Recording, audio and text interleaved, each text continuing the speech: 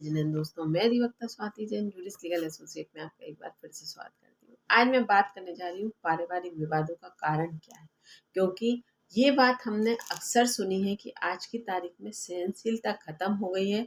लड़कियों को सहन करना आना चाहिए, लड़कियों को में कुछ गंभीरता होनी चाहिए, जो कि अब खत्म हो गई है। तो यहाँ पर आज हम इसी पर बात करेंगे कि लड़कियों में गंभीरता खत्म हो गई है या हमने लड़कियों में पहला बीजारोपण दूसरा किया और बाद में जब फल लगने की बारी आई तो हम उनसे कह रहे हैं कि नहीं, आप दिशा बदल लीजिए या आपका ये कार्य सही नहीं है। कहीं ना कहीं मेरा ये मानना है कि गलत लड़कियां आज की जनरेशन की नहीं है, गलत हमारी सोच या हमारी परवरिश की है या हमारी अपनी रूढ़ियों की है कि जहाँ हमें कंफर्ट लगता है वहाँ हम कंफर्ट के अनुसार अपनी रूढ़ियाँ बदल देते हैं, वहाँ हम नई चीज़ों को एक्सेप्ट कर लेते हैं और जहाँ हमें लगता है कि नहीं, ये सही नहीं है हमारे अकॉर्डिंग, तो वहाँ हम उन चीज़ों को एक्सेप्ट करने से इनकार कर देते हैं। अगर बात गलत लगे तो मुझे एक बार कमेंट बॉक्स में कमेंट डालकर ज़रूर बताइएगा। आज हम जिस भी बात पर डिस्कस कर रहे हैं उसमें लीगल नॉलेज कहीं भी नहीं है, लेकिन हाँ, मेरा दावा है कि अगर आप इन बातों को समझ पाए तो आपको लीगल नॉलेज की ज़रूरत भी नहीं पड़ेगी, ये मेरा वादा है। चलिए हम बात करते हैं। अगर अच्छा लगे तो एक बार मुझे कमेंट बॉक्स में कमेंट करके ज़रूर बताइएगा। जहाँ हम लड़कियों को लेकर ये सोच बनाते हैं कि लड़कियों में सहनशीलता होनी चाहिए या लड़कियाँ के हाथ में इनकम आ गई है इसलिए लड़कियां सुनना नहीं चाहती, वे अपनी मनमर्जी से चलाना चाहती हैं और लड़कियों पर ही डिपेंड करता है परिवार को चलाना, परिवार को बांध कर रखना। मैं आपको यहाँ पर इस बात से एग्री नहीं करती कि लड़कियां अकेले मिलकर परिवार को चला लेंगी। यहाँ पर एक परिवार को चलाने के लिए सभी हर व्यक्ति का अपना अपना समर्पण लगता है। अगर परिवार में 4 सदस्य हैं तो उन चारों का समर्पण लगेगा, तभी वह परिवार चल पाएगा। अगर आप किसी एक व्यक्ति से समर्पण की उम्मीद रखते हैं और 3 व्यक्ति अपनी मनमर्जी से जीते हैं तो वो परिवार चलना किसी भी हद तक संभव नहीं है। क्योंकि यहाँ पर अगर हम ये बात करें तो हाँ, एक व्यक्ति अपना समर्पण ज़्यादा दे दे, 2 व्यक्ति कम दे दे, तीसरा एवरेज पे चले तो 4 लोग मिलकर उस परिवार को चला सकते हैं। कि हर व्यक्ति का नेचर एक सा नहीं होता, लेकिन एक व्यक्ति अकेला समर्पण करता रहे और बाकी व्यक्ति अपना पार्ट अदा ना करें तो ये परिवार चलना संभव नहीं होता। वही हम बात करते हैं कि अक्सर ये बात कही जाती है कि आज की तारीख में बहुएं कॉल पर बात कर कर अपने ससुराल की खबरें अपने पीहर में देती हैं। तो मेरा एक छोटा सा सवाल है, जैसे हम इस बात पर पाबंदी लगाना चाहते हैं कि हर लड़की अपने पल पल की खबर, अपने परिवार की खबर अपने पीहर में देती है, वो गलत है, उससे परिवार टूटता है। तो मैं यहाँ पर एक क्वेश्चन आपसे करती हूँ, क्या हमें इस बात पर भी पाबंदी नहीं लगाना चाहिए कि एक शादीशुदा लड़की को अपने पीहर में ज़रूरत से ज़्यादा इन्वॉल्व नहीं होना चाहिए?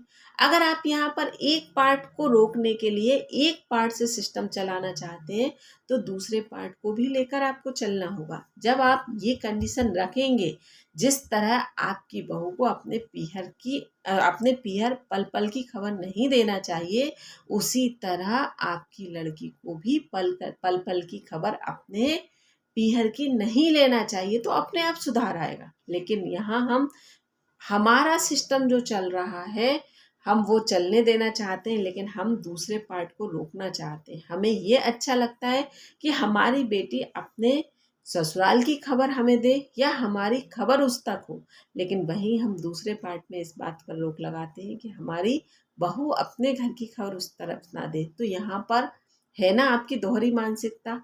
अगर इस मानसिकता को आप यहाँ पर रोकोगे तो यहाँ पर दोनों पार्ट अपने आप समझ जाएंगे कि हाँ, मेरे परिवार में ऐसा होता है, मेरी ननद भी इस तरह से इन्वॉल्व होती है तो उन्हें रोका जाता है, तो मैं भी ऐसा कोई कार्य नहीं कर सकती, या मेरे परिवार के सदस्यों का समानता का व्यवहार है। तो यहाँ पर अपने आप चीज़ों में चेंजेस आएंगे। एक बात मेरी तरफ से। दूसरी अगर हम बात करें कि जहाँ हम चाहते हैं कि हमारी बहू पढ़ी लिखी हो, एजुकेटेड हो, हमारे बेटे की बराबरी की हो, मतलब अगर हमारा लड़का जॉब कर रहा है तो हमारी बहू भी पढ़ी लिखी आना चाहिए, जॉब करती हुई आना चाहिए और जॉब भी करे। हम मॉडर्न है, हमें इस बात से कोई फर्क नहीं पड़ता कि हमारी बहू जॉब करती है, तो हमें हम उसको सपोर्ट करेंगे। सपोर्ट करने की परिभाषा क्या है ये नहीं मालूम, सपोर्ट करेंगे अगर हमारी बहू जॉब करती है तो। लेकिन आपने यहाँ सपोर्ट करने की परिभाषा क्या दी ये किसी को क्लियर नहीं है। बहू आपके घर में आई, आपने बहू को जॉब करने की परमिशन दे दी कि हम जॉब करने देंगे, लेकिन एक वर्किंग वूमेन की लाइफ स्टाइल क्या एक हाउसवाइफ, एक जो घर में रहने वाली बहू से मैच कर सकती है क्या? कभी नहीं कर सकती। लेकिन आपकी मेंटलिटी वहाँ पर क्या कहेगी कि हमने जिस हिसाब से अपना परिवार चलाया था या हमने ऐसा किया था उसके अकॉर्डिंग हमारी बहू को भी चलना चाहिए या बहू को भी वैसा ही कार्य करना चाहिए। तो कैसे पॉसिबल हो सकता है? आज की लाइफ स्टाइल के अकॉर्डिंग, आपके समय में आपकी कार्यशैली, आपके सिस्टम सारे अलग थे, लेकिन आपने यहाँ पर आपको चाहिए बहू वर्किंग वाली, लेकिन आपको अपने सिस्टम के अकॉर्डिंग चलाना है, तो यहाँ पर पॉसिबल नहीं होगा।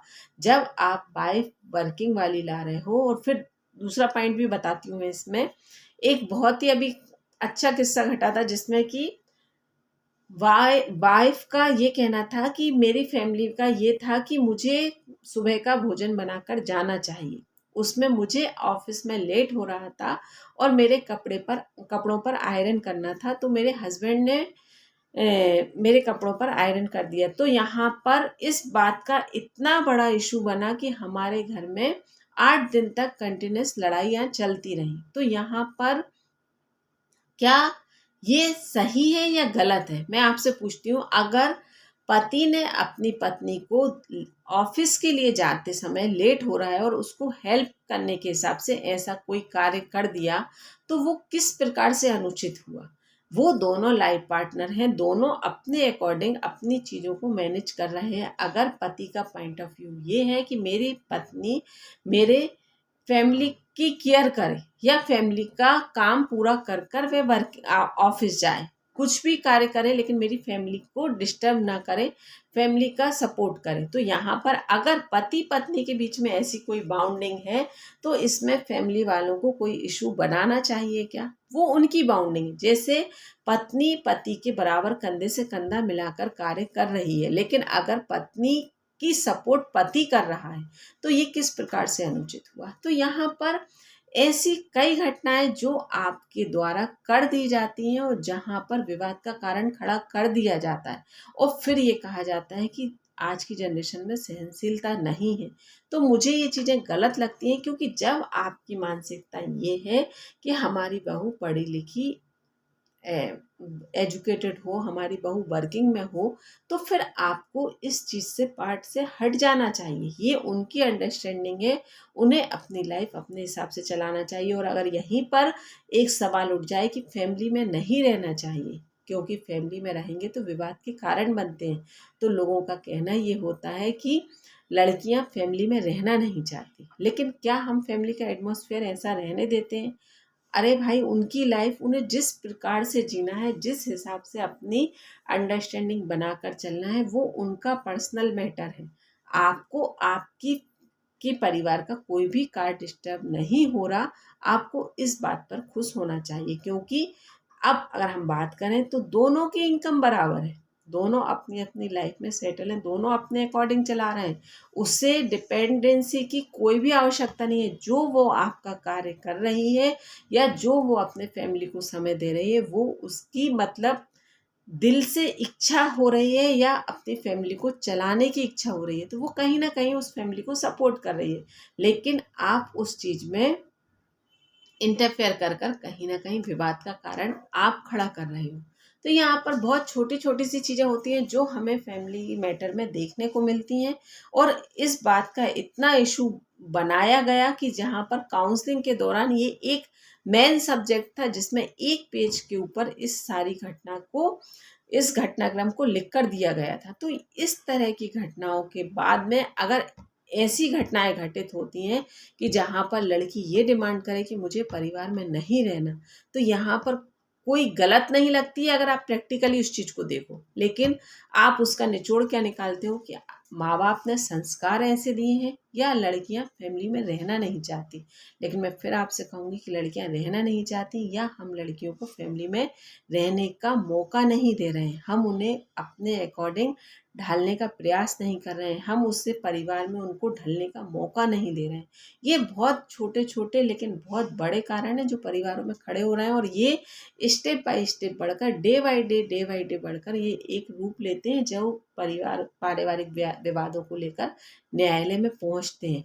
तो यहाँ पर आप अपनी मानसिकता को इस प्रकार से बदलिए कि जहाँ पर आपको चीज़ें एडॉप्ट करनी हैं वो पूरी एडॉप्ट करनी होंगी। आपने अपने अकॉर्डिंग कुछ चीज़ों को तो पूरी तरीके से एडॉप्ट कर लिया, और जो चीज़ें आपको कंफर्ट नहीं दे रही हैं आपने उन चीज़ों को एडॉप्ट नहीं किया। आपने एंड्रॉयड फ़ोन एडॉप्ट कर लिया, आपने कुएं से पानी भरने की बजाय एक्वागार्ड से पानी भरना एडॉप्ट कर लिया, आपने हर चीज़ में हर फैसिलिटी को एक्सेप्ट कर लिया। पहले कई किलोमीटर चल के जाना पड़ता था, आज की तारीख में आप घर के आगे ओला रैपिडो जैसी सर्विसेज पसंद कर रहे हैं, आप सब चीज़ें एक्सेप्ट कर रहे हैं। लेकिन आपको जो एक्सेप्ट करना चाहिए आप वहाँ पर वो चीज़ें एक्सेप्ट नहीं कर रहे हैं। जो आपको परिवार में चेंजेस लाना चाहिए आप वो नहीं ला रहे हैं।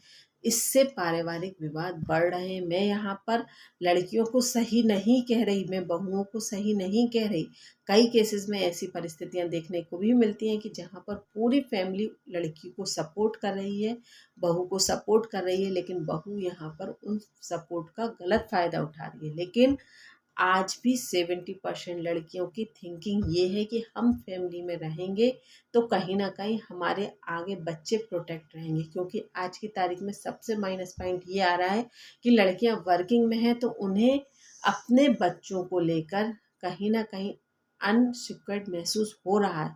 लेकिन फैमिली का एटमॉस्फेयर इस हद तक चला गया है कि बच्चे अपने आप में प्ले स्कूल या वो कहीं ना कहीं उन्हें अन्य व्यक्ति का सपोर्ट चाहिए पड़ रहा है। तो यहाँ पर कहीं ना जब आप चेंजेस ला रहे हैं लाइफ में तो कुछ चेंजेस आपको इस तरह से भी लाने होंगे जो आपके परिवार को संभाल पाए।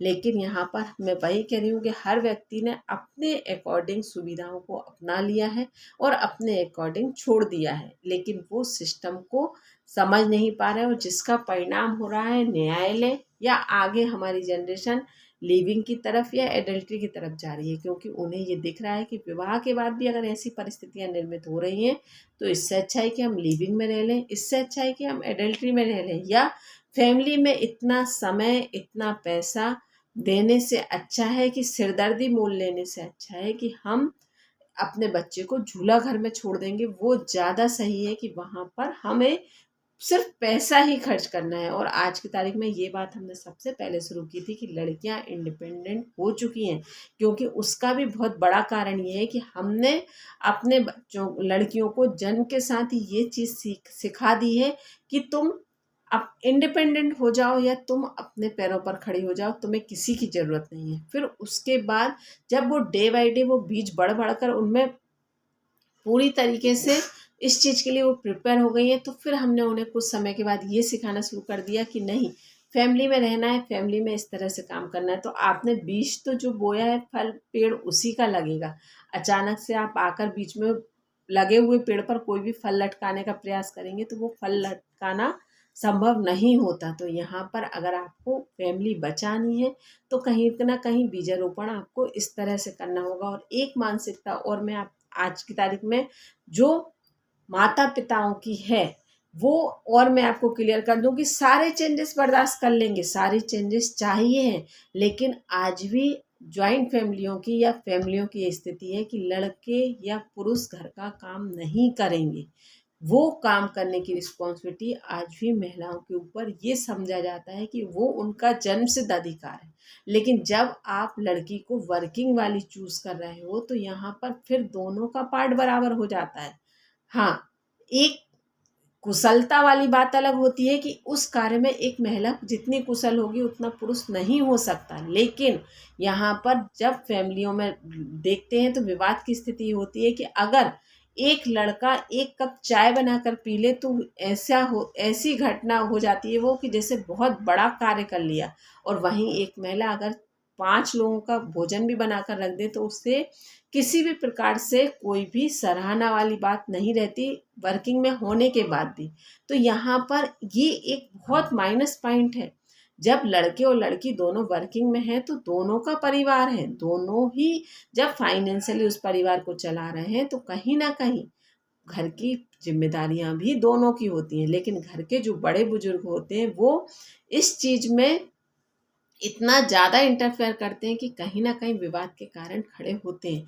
जो मैंने छोटी छोटी चीज़ें अपने काउंसलिंग के दौरान देखी वो मैंने आपके समक्ष रखी। अगर वीडियो अच्छा लगा हो तो मुझे कमेंट बॉक्स में कमेंट कर बताइएगा, और अगर नहीं लगा हो तो भी मुझे बताइएगा कि कहीं हो सकता है मैं कुछ मिस कर रही हूँ या मेरा नज़रिया कुछ अलग हो और शायद घटनाएं कुछ और घटित होती हों। लेकिन जो काउंसलिंग में इस तरह की बातें सामने आती हैं कि हमने उस दिन ऐसा कार्य किया तो ऐसा हुआ, या ऐसा होता है इसलिए ऐसा होता है, तो जहाँ पर इन छोटी छोटी बातों पर से मुद्दे बनकर स्थिति ये आती है कि आप काउंसलिंग के लिए आकर बैठते हैं, मध्यस्थता केंद्र में आकर बैठते हैं, उसके बाद आपकी फाइल ट्रांसफ़र होती है और वहाँ पर सिर्फ अगर छोर पर पहुँचे तो इतना बड़ा विवाद नहीं होता जितना बड़ा विवाद हमने बना लिया होता। अगर वीडियो अच्छा लगा हो तो एक बार मुझे ज़रूर बताइएगा। धन्यवाद।